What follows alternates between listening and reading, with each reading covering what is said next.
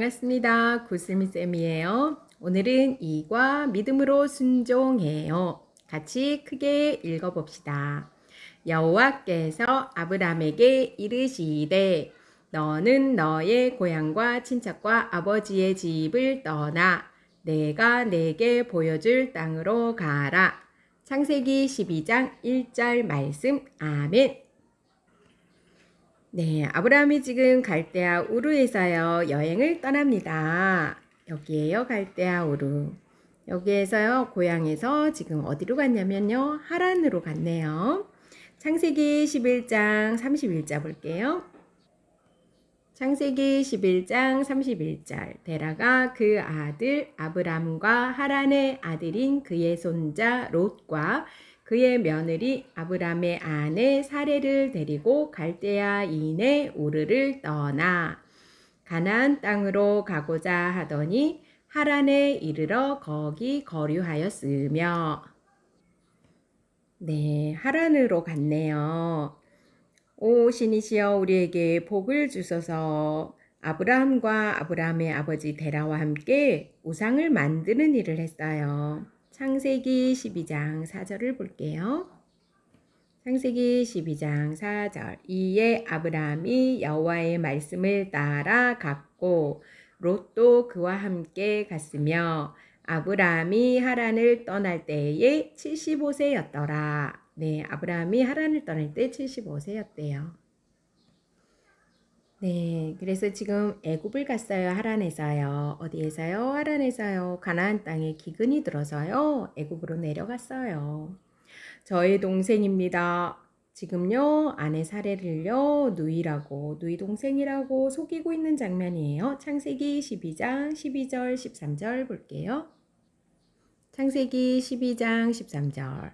애굽 사람이 그대를 볼 때에 이르기를 이는 그의 아내라 하여 나는 죽이고 그대는 살리리니 원하건대 그대는 나의 누이라 하라.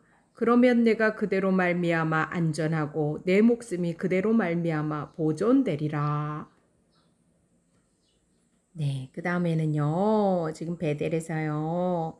내가 자하면 나는 우하겠다. 지금 아브라함이요. 조카 롯에게 하는 말이에요. 지금 아브라함의 그 가축을 치는 목자들과 롯의 가축을 치는 목자들이요. 너무 많아서 자꾸 싸움이 일어나는 거예요. 그래서 우리 서로 헤어지자 하면서 먼저 롯에게 기회를 주는 거예요. 창세기 13장 3절 9절 볼게요. 네, 먼저 3절입니다. 그가 네게부에서부터 길을 떠나 베델에 이르며 베델과 아이 사이 곧 전에 장마쳤던 곳에 이르니 9절입니다. 내 앞에 온 땅이 있지 아니하냐 나를 떠나가라. 네가 좌하면 나는 우하고 내가 우하면 나는 좌하리라. 네, 그 다음에는요 우리 베델에서 지금 다메섹을 갔는데요. 롯 조금만 기다려라. 지금 아브라함이 롯에게 지금 가고 있어요.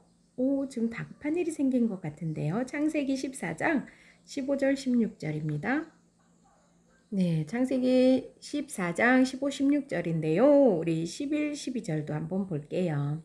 네 명의 왕이 소돔과 고모라의 모든 재물과 양식을 빼앗아 가고 소돔에 거주하는 아브라함의 조카 롯도 사로잡고 그 재물까지 노략하여 갔더라. 15절입니다. 14절부터 볼게요.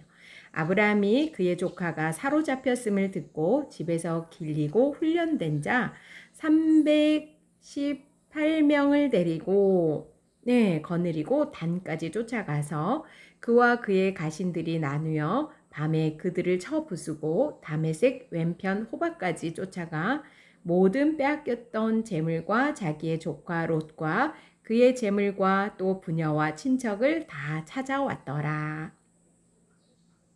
네, 지금 갈대아 우르에서요 하란으로, 하란에서 애굽으로, 애굽에서 베델로, 베델에서 다메섹으로, 다메섹에서 지금 또 어디로요? 모리아네요.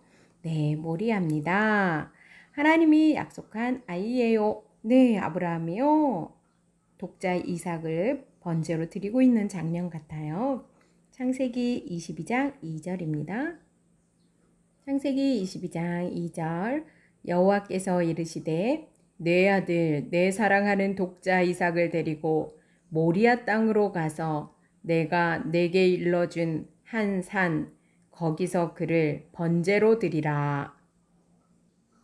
네, 말씀터입니다. 내가 아브라함이라면 아브라함이 그 고향 갈대아 우르였죠. 거기에 머물렀을 때 좋은 점은 뭘까요? 친구들과 함께 있고 떠나지 않아도 됩니다. 나쁜 점은요. 하나님의 복을 받지 못하고요. 복의 근원이 되지 못하고 계속해서 우상 숭배를 했을 거예요. 그럼 떠났을 때 좋은 점은 뭘까요? 하나님의 복을 받고 복의 근원이 되고요. 하나님만을 섬기며 살아갈 수 있습니다. 나쁜 점은요. 친척들과 이별해야 합니다. 네, 하나님은 명령에 믿음으로 순종한 아브라함에게 무엇을 주셨나요? 땅을 주셨네요. 창세기 13장 14, 15절입니다. 네, 14, 15절. 롯이 아브라함을 떠난 후에 여호와께서 아브라함에게 이르시되 너는 눈을 들어 너 있는 곳에서 북쪽과 남쪽과 그리고 동쪽과 서쪽을 바라보라. 보이는 땅을 내가 너와 네 자손에게 주리니 영원히 이르리라. 네, 땅을 주셨네요. 네, 두 번째는요, 자손을 주셨어요. 창세기 15장 5절입니다. 그를 이끌고 밖으로 나가 이르시되 하늘을 우러러 무뼈를 셀 수 있나 보라. 또 그에게 이르시되 내 자손이 이와 같으리라. 네, 자손을 주셨네요. 네, 하늘의 별과 같이 많은 자손을 주시겠대요. 그 다음에는요, 복을 주셨어요. 창세기 12장 2절 3절입니다. 2절 3절 내가 너로 큰 민족을 이루고 내게 복을 주어 내 이름을 창대하게 하리니 너는 복이 될지라. 너를 축복하는 자에게는 내가 복을 내리고 너를 저주하는 자에게는 내가 저주하리니 땅의 모든 족속이 너로 말미암아 복을 얻을 것이라. 네, 복을 주셨네요. 네, 창세기와 다르게 야고보서에서도 또 말씀을 하셨어요. 하나님은 믿음으로 순종한 아브라함을 무엇이라고 부르셨을까요? 네, 친구라는데요. 야고보서 2장 23절 볼게요. 네, 이에 성경에 이른바 아브라함이 하나님을 믿으니 이것을 의로 여기셨다는 말씀이 이루어졌고 그는 하나님의 벗이라 칭함을 받았나니. 하나님의 벗, 친구라는 뜻이죠. 하나님의 친구. 네, 믿음으로 순종한 아브라함에게 땅을 주시고 자손을 주시고 복을 주시고 친구라고 말씀해 주셨어요. 네, 밀림의 성자 슈바이처입니다. 알베르트 슈바이처. 스트라스부르 대학교에서 신학과 철학을 공부했고요. 어려서부터 천부적인 재능을 보인 파이프 오르간 연주가로 활약했고요. 30세에 의학과정에 입학하여 7년 동안 공부하여 1912년 의학 박사가 됩니다. 38세에 아프리카로 건너가 현지 흑인 환자들을 대상으로 의료 봉사를 했고요. 인류의 형제애를 위한 노력으로 1952년 노벨 평화상을 받았습니다. 네, 37세 의학 박사가 되어서요. 네, 슈바이처 드디어 고생 끝 행복 시작이구나. 네, 그런데요, 어떻게 했어요? 슈바이처야, 너는 아프리카로 가야겠다. 기도하니까 하나님께서 아프리카로 가라고 하시네요. 38세에 아프리카로 건너가 평생 의료 봉사를 하며 살았습니다. 네, 마지막 말이 무엇일까요? 복의 근원이 되기 위해 내가 믿고 순종해야 할 일에는 어떤 것이 있을까요? 집에서, 학교에서, 교회에서, 또 다른 곳에서 어떻게 하면 좋을까요? 네, 작은 책입니다. 우리 한번 외워볼까요? 여호와께서 아브람에게 이르시되 너는 너의 고향과 친척과 아버지의 집을 떠나 내가 내게 보여줄 땅으로 가라. 창세기 12장 1절 말씀.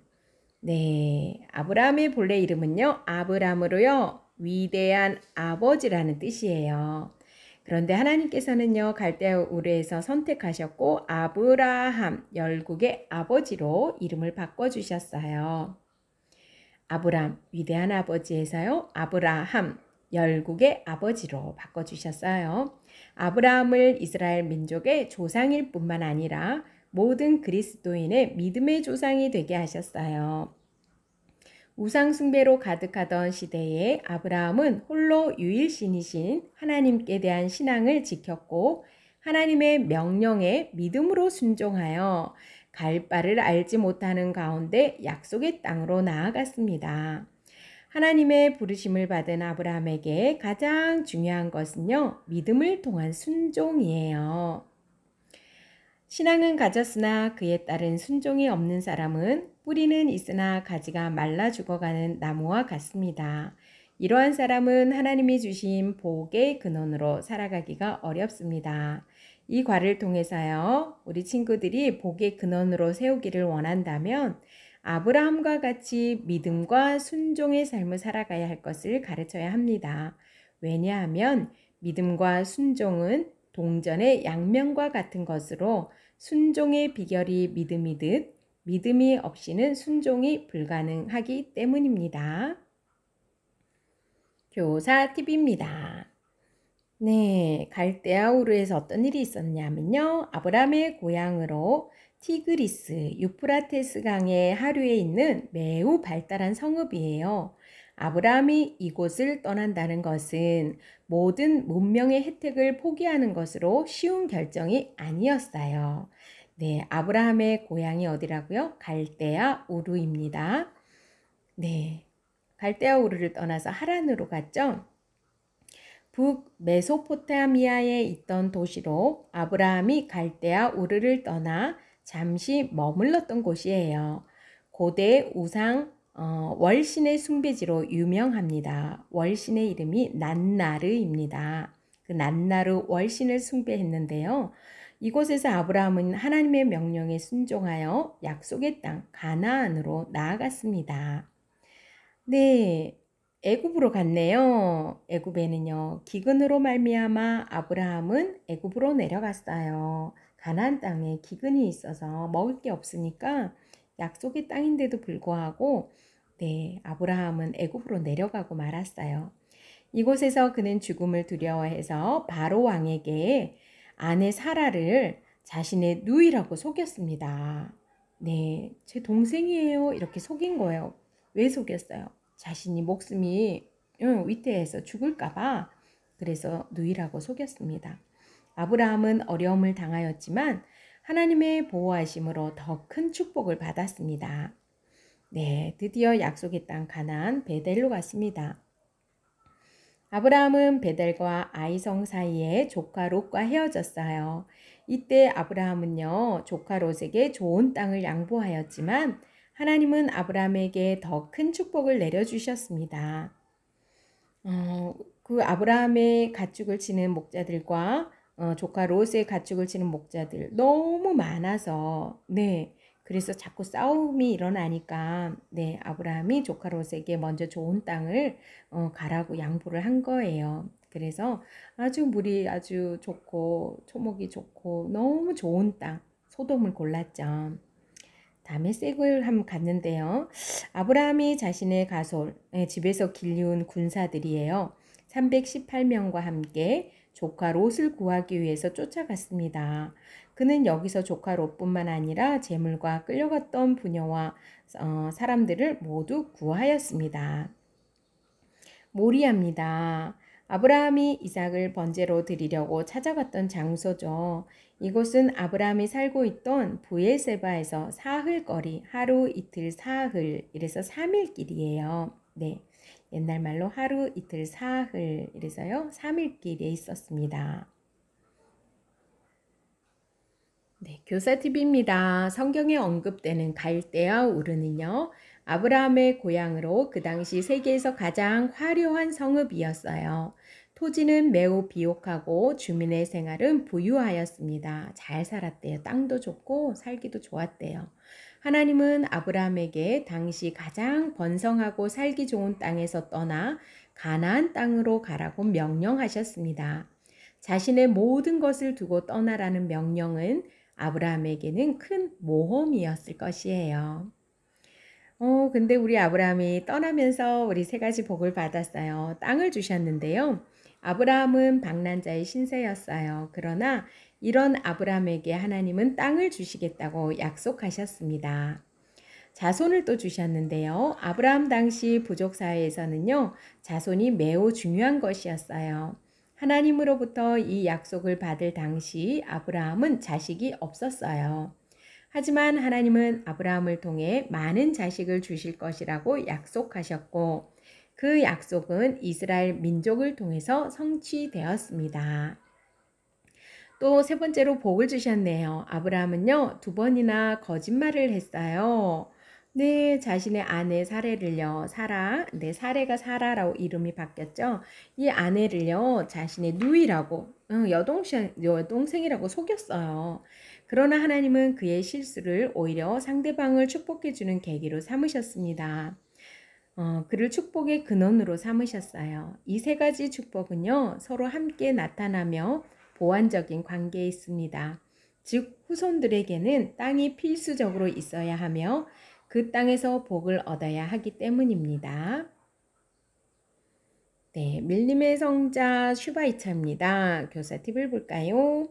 슈바이처는 독일계의 프랑스 의사로 사상가이자 신학자 그리고 음악가였습니다. 그는 스트라스부르 대학에서 신학과 철학을 공부하고 졸업 후에는 목사와 대학 강사로 그리고 파이프 오르간 연주가로 활약하였어요. 그는 아프리카에 의사가 없이 흑인들이 고통을 당한다는 사실을 알고 기도하는 가운데 하나님의 부르심을 받았습니다. 그리고 모교 의학부의 청강생이 되어 의학을 공부한 후 1913년에 프랑스령 적도 아프리카, 현재의 가봉 공화국으로 건너가 무아엥 오고웨 주의 주도인 랑바레네의 자력으로 병원을 개설하였습니다. 제1차 세계대전이 일어나자 독일인이라 하여 포로의 몸으로 본국에 송환되고 그의 병원도 폐쇄되었으나 아프리카 생활의 회상, 물과 원시림 사이의 출판을 계기로 사람들의 주목을 끌었어요. 이에 힘을 얻어 다시 랑바레네로 가서 병원을 재개하여 온갖 고난을 무릅쓰고 큰 병원을 이룩하였습니다. 제2차 세계대전 중에도 유럽으로 돌아가지 않고 전도와 진료에 전념하였는데요. 재차 아프리카로 건너갈 무렵부터 그는 세계의 위인, 인도의 전사, 원시림의 성자 등으로 불려 세인의 존경을 받았습니다. 1928년에는 괴테상을 수상하고 1952년에는 노벨 평화상을 수상하였습니다. 그리고 그는 노벨상의 상금으로 나환자촌을 세웠습니다. 1960년에 프랑스령 적도 아프리카가 독립하여 가봉 공화국이 되었으나 흑인들의 그에 대한 경외의 마음은 변함이 없어 새로 창설된 적도 성십자 훈장으로 감사의 뜻을 표하였습니다. 90세의 생일이 지나고부터 건강이 나빠져서 1965년 9월 4일 전 세계인의 애도 속에 숨을 거두었습니다. 네, 밀림의 성자 슈바이처, 알베르트 슈바이처였습니다. 네, 우리 외울 말씀 한 번 더 크게 한번 읽어보고 마칠게요. 여호와께서 아브라함에게 이르시되 너는 너의 고향과 친척과 아버지의 집을 떠나 내가 내게 보여줄 땅으로 가라. 창세기 12장 1절 말씀. 아멘. 네, 여러분 수고 많으셨습니다.